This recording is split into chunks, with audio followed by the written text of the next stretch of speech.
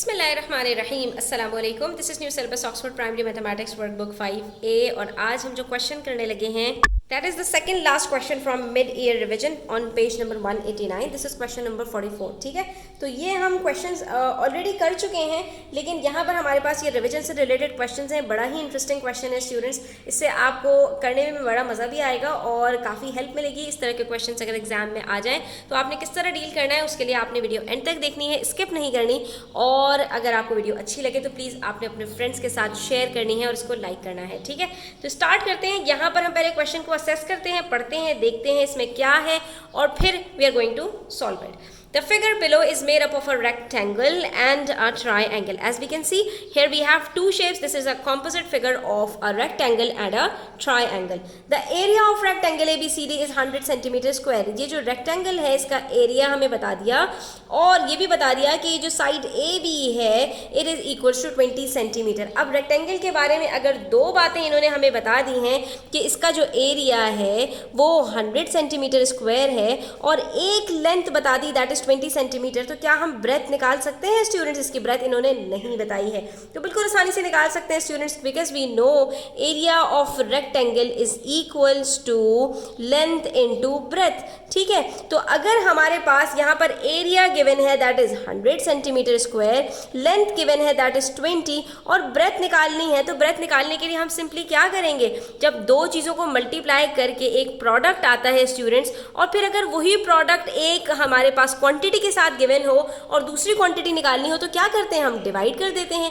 जैसे कि अगर मैं आपसे ये कहूँ कि 2 3 are 6 होता है, तो क्या आप मुझे ये बता सकते हैं कि अगर मैं 6 को डिवाइड करूँ 3 से या 6 को डिवाइड करूँ 2 से तो क्या आंसर आएगा? आप कहेंगे मिस जिन दोनों को मल्टीप्लाई करके 6 आया था अगर उसी में से एक से आप उसको डिवाइड कर रहे हैं तो दूसरी क्वांटिटी आएगी, यानी अगर 2 से डिवाइड कर रहे हैं तो 3 आएगा और अगर 3 से डिवाइड कर रहे हैं तो 2 आएगा। ठीक है, तो बिल्कुल इसी तरह से यहाँ पर अगर 20 को किसी क्वांटिटी से मल्टीप्लाई करके 100 आ रहा है तो इसी 100 से अगर मैं 20 को डिवाइड कर दूं तो जो दूसरी क्वांटिटी है वो भी निकल कर आ सकती है।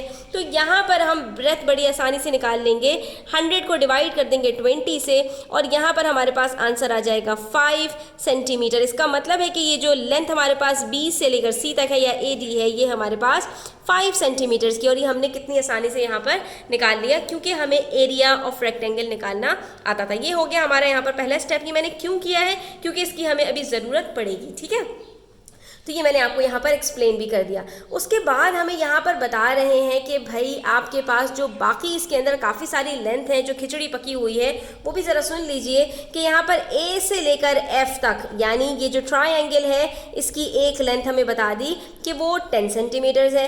दूसरी हमें बताई D से लेकर E तक, ये जो ट्रायंगल के बाहर है ना ये हमें बता दिया कि ये हमारे पास 6 सेंटीमीटर्स का है। इसका हमें कोई काम होगा या नहीं ये अभी हम आगे देखते हैं। ठीक है, उसके बाद हमें मजीद क्या बता रहे हैं कि E से लेकर F तक ये हमारे पास 13 सेंटीमीटर है। EF हमारे पास कितना है, 13 सेंटीमीटर। ये भी ट्रायंगल से बाहर है, इसकी भी हमें ज़रूरत पड़ेगी या नहीं वो भी देख लेते हैं अभी। उसके बाद कह रहे हैं find the area of triangle ADF। अब इस ट्रायंगल का एरिया निकाल कर दे दीजिए। तो स्टूडेंट्स हमें एरिया ऑफ ट्रायंगल निकालने के लिए सबसे पहले पता होना चाहिए कि इसका फॉर्मूला क्या होता है। तो एरिया ऑफ ट्रायंगल निकालने के लिए हमें हमारे पास हाफ होना चाहिए बेस इनटू हाइट। एक हम लेते हैं बेस और एक उसके ऑपोजिट से हम एक परपेंडिकुलर गिराते हैं जिसको हम हाइट कहते हैं। दो चीज़ें हमें चाहिए होती हैं। तो अगर हम इस वाली लेंथ को बेस ले लें FD को, तो इसके लिए हमारे पास जो परपेंडिकुलर गिरेगा वो पॉइंट A ऑपोजिट से गिरेगा और वो ये वाली लेंथ होगी जिसका कोई चांस नहीं है कि हमें इसकी हाइट पता चल सके। तो इसका मतलब है हम इसको बेस नहीं ले सकते। फिर अगर मैं इसकी बात करूँ कि ये हम इसको बेस ले लें स्टूडेंट्स, तो हम यहाँ पर इसको क्या करेंगे, इसको इस तरह से करके देख लेते हैं। तो यहाँ पर हमारे पास इसका जो ऑपोजिट है वो कहाँ है, वो ये वाला पॉइंट है और ये हमारे पास ऑब्ट्यूज एंगल बन रहा है। जब ऑब्ट्यूज एंगल होता है तो हमें क्या करना पड़ता है, हम इसके जो ऑपोजिट पॉइंट होते हैं वहां तक अपनी लाइन को एक्सटेंड करते हैं और फिर एक perpendicular outside of the triangle से गिराते हैं, तो ये हमारे पास हाइट निकल कर आ जाती है। अब अगर हम इसको बेस ले लें स्टूडेंट्स तो ये हाइट हम कहाँ से पता लगाएंगे, इसका भी कोई चांस नहीं है। बचती है बारी हमारे पास इस वाली साइड की कि हम इसको अगर बेस बनाते हैं तो इसके ऑपोजिट में हमारे पास जो पॉइंट है, वर्टेक्स है, वो भी हमारे पास ऑब्ट्यूज एंगल में है। तो हम सिंपली क्या करेंगे, इसको एक्सटेंड करेंगे यहाँ से और उसके बाद यहाँ से हम परपेंडिकुलर गिरा लेंगे, ठीक है। और एक और तरीका भी है स्टूडेंट्स कि अगर हम यहाँ से अपना जो है वो हाइट निकालना चाहें तो ये भी हमारे पास सेम हाइट आएगी, क्योंकि देखिए इस तरह से हमारे पास पूरा रेक्टेंगल बनता है।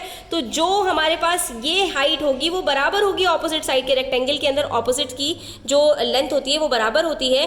तो ये दोनों लेंथ बराबर होंगी। अब चाहे आप यहाँ से इसको एक्सटेंड करके और यहाँ से परपेंडिकुलर गिराइए, और चाहे आप यहाँ से एक्सटेंड करके और यहाँ से ये वाली लाइन एक्सटेंड करके और यहाँ से परपेंडिकुलर गिराइए, ये दोनों बराबर होंगी आपके पास लेंथ, जो भी पता चल जाएगी ऑपोजिट साइड उसके इक्वल होगी। तो अगर ये वाली हम चीज़ देखें तो यहाँ पर स्टूडेंट्स हमारे पास अगर हम इसको बेस लेते हैं तो हाइट निकालने का चांस बन जाता है। कैसे कि आप देख सकते हैं कि अगर मुझे ये बेस पता चल जाए, बेस अभी मुझे पता नहीं है, बेस मुझे कैसे पता चल सकती है कि अगर रेक्टेंगल की मुझे ब्रेथ पता चल जाए, तो ब्रेथ मैंने ऑलरेडी पता लगा ली है, दैट इज 5 सेंटीमीटर। और यही वजह थी कि हमने यहाँ पर एरिया से ब्रेथ निकाली थी रेक्टेंगल की, क्योंकि हमें यहाँ पर ट्रायंगल की बेस के लिए वो ज़रूरत थी, और इसकी जो बेस है वो बराबर है इस रेक्टेंगल की ब्रेथ के। इसलिए हमने इस ब्रेथ को कैलकुलेट किया। जब हमने इस ब्रेथ को कैलकुलेट किया तो ऑपोजिट साइड से हमने यहाँ पर इसकी हाइट गिराई, ठीक है, चाहे हम यहाँ से गिराते या यहाँ से गिराते। आप देख सकते हैं ये जो लेंथ है हमारे पास ये बराबर है इसके, तो ये जब 6 सेंटीमीटर है तो ये भी 6 सेंटीमीटर ही होगी, ठीक है। तो ये हमने जब बेस ले ली और हमें हाइट भी पता चल गई इसकी 6 सेंटीमीटर, तो अब हम सिंपली क्या करेंगे, एरिया ऑफ ट्राइंगल के अंदर इसको पुट करेंगे और एरिया कैलकुलेट कर लेंगे।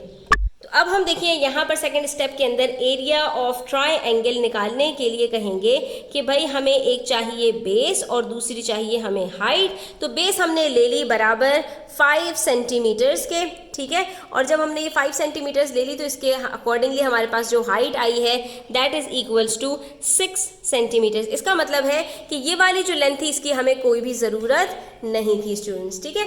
अच्छा जी, अब जब हमें ये पता चल गया स्टूडेंट्स, तो अब हमने सिंपली इसको सिंप्लीफाई कर लेना है। 2 1 are 2, 2 3 are 6, 5 3 are 15, और ये हमारे पास यहाँ पर एरिया आ चुका है ट्रायंगल का, दैट इज 15 सेंटीमीटर स्क्वायर। तो आपने देखा बिल्कुल गेम की तरह होते हैं ये क्वेश्चन स्टूडेंट्स, आपने बस चीज़ों को रिलेट करके अपने आंसर तक पहुंचना होता है। तो अगर आपको वीडियो अच्छी लगी हो तो प्लीज़ लाइक कीजिएगा, अपने फ्रेंड्स के साथ शेयर कीजिएगा, चैनल पर नए हैं सब्सक्राइब करते जाइएगा, अपना बहुत सारा ख्याल रखिएगा।